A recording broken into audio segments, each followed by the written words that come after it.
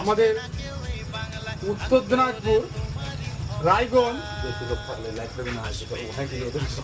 রায়গঞ্জ বিধানসভা এমএলএ কৃষ্ণ কল্যাণীকে উপনির্বাচনে ভোট দিয়ে আমরা 50,077 ভোটে আমাদের প্রার্থী কৃষ্ণ কল্যাণী জয়যুক্ত হয়েছে।